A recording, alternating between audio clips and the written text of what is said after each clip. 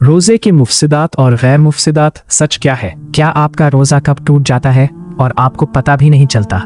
क्या सिर्फ भूख और प्यास का नाम रोजा है, या रोजा सिर्फ खाने पीने से रुकने का नाम नहीं बल्कि पूरी जिंदगी को कंट्रोल करने का नाम है? आज हम बात करेंगे रोजे के मुफसदात और गैर मुफसदात के बारे में, ताकि कोई भी शक ना रहे। 1. रोजा क्या है? रोजा सिर्फ खाना पीना छोड़ देना नहीं है। रोजा है अपनी ज़बान को कंट्रोल करना। रोजा है अपनी आंखों को बचाना। रोजा है अपने दिल को साफ रखना। लेकिन कुछ चीज़ें ऐसी होती है जो रोज़ा फासिद तोड़ देती है, और कुछ चीज़ें ऐसी होती हैं जो रोज़ा को नहीं तोड़ती। चलिए एक एक करके समझते हैं। जिन चीज़ों से रोज़ा टूट जाता है। मुफसदात।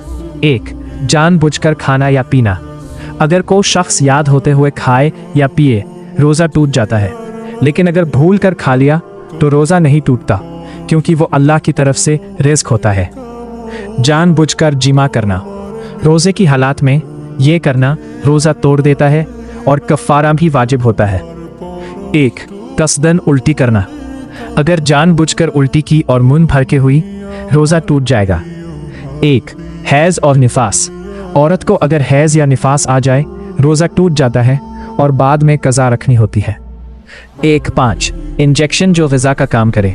अगर ऐसा इंजेक्शन हो जो बॉडी को न्यूट्रिशन दे रहा हो, रोज़ा टूट सकता है। जिन चीज़ों से रोज़ा नहीं टूटता। गैर मुफसदात। अब आते हैं उन चीज़ों पर जिनके बारे में लोग ज़्यादा कंफ्यूज होते हैं। खून निकालवाना, ब्लड टेस्ट, इससे रोज़ा नहीं टूटता। 4. इंजेक्शन जो ग़िज़ा ना हो। अगर दावा के लिए इंजेक्शन लगवाया, रोज़ा नहीं टूटता। 3. सुरमा लगाना। आँख में सुरमा या आई ड्रॉप्स लगाने से रोज़ा नहीं टूटता। 4. मिसवाक करना। रोज़े में मिसवाक करना जायज़ है, रोज़ा नहीं टूटता। 5. भूल कर खाना। अगर भूल गए और खा लिया, रोज़ा बिल्कुल ठीक है। लेकिन सबसे ज़रूरी बात, रोज़ा सिर्फ पेट का नहीं होता, रोज़ा ज़बान का भी होता है। झूठ बोलना, गाली देना, गीबत करना, ये रोज़ा को टूट तो नहीं देते, लेकिन उसका सवाब कम कर देते हैं। रसूल सल्लल्लाहु अलैहि वसल्लम ने फरमाया, कितने रोज़ेदार ऐसे हैं जिन्हें भूख और प्यास के सिवा कुछ हासिल नहीं होता। सोचिए, कहीं हमारा रोज़ा भी उनमें से तो नहीं।